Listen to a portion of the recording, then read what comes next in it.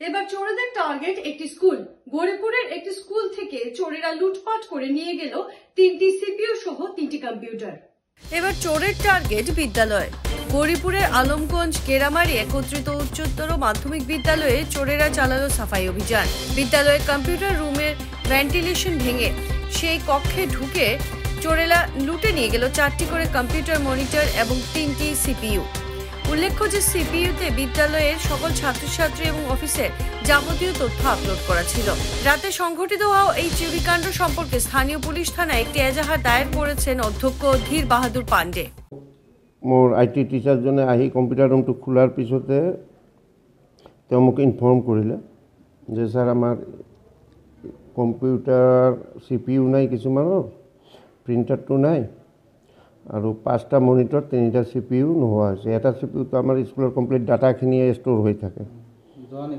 যোৱা নিশা ভেণ্টিলেটৰৰ ৰড কাটি ভিতৰত সোমাই চুৰি কাৰ্যটো সংঘটিত কৰিছিল। সন্দেহ তেনেকুৱা সন্দেহ নহয়। মোৰ বোধেৰে যিবোৰ ড্ৰাগছ এডিক্টেড তেনেধৰণৰে হ'ব। তেওঁলোকে বিভিন্ন ধৰণৰ ইয়াৰ আগত আমাৰ যে দুপৰীয়া যিটো মধ্যাহ্ন ভোজনৰ কাঁহী বাতি চব লৈ গৈছিল, বাল্টিও চুৰি কৰি লৈ যায়। আৰু ফেনৰতো কথাই নাই, মাজে মাজে ফেনবোৰ চুৰি হৈয়ে থাকে।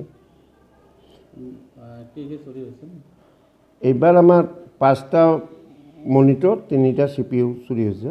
ইয়াৰ আগতে ইনভাৰ্টাৰ চুৰি হৈছিল আৰু CC কেমেৰাৰ ছেট টপ বক্স সেইটো চুৰি কৰি লৈ গৈছিল। তাৰ মাজতে সেই সময়তে আমাৰ 3টা ফেনো চুৰি কৰি লৈ গৈছিল। আগত আমি এজাহাৰ দাখিল কৰিছোঁ। কিবা তেনেকুৱা ইনচিডেণ্ট হয় আমি এজাহাৰ দাখিল কৰি দিম। এই 2 মাহ আগতে যিটো হ'ল তাৰো এজাহাৰ দাখিল কৰিছিলোঁ আমি। এতিয়া নিৰাপত্তাৰ এটা হৈছে, কাৰণ শিক্ষা অনুষ্ঠানখন চলাবলৈ কম্পিউটাৰৰ বিশেষ প্ৰয়োজন। আজিকালি IT ক্লাছো আছে আমাৰ ভকেশ্যনেল, আৰু আমি কাম কাজবোৰ আজিকালি চব কম্পিউটাৰৰ জৰিয়তেই কৰোঁ। আজি মানে উপায় নোহোৱা হৈছে। আজি যদি আমাক ঊৰ্ধ্বতন কৰ্তৃপক্ষ কিবা ডাটা বিচাৰে দিবলৈ আমাৰ বিৰাট কষ্ট হ'ব।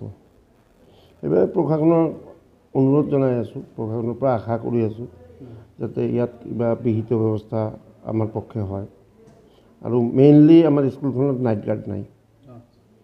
3জন পিয়ন চকীদাৰ আছে, তেওঁলোকে নাইট গাৰ্ড নাই।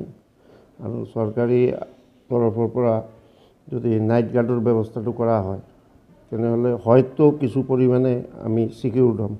যে কোনো খবৰেৰ জন্য যোগাযোগ কৰুন 7099017330 এবং 7099017110 নম্বৰে।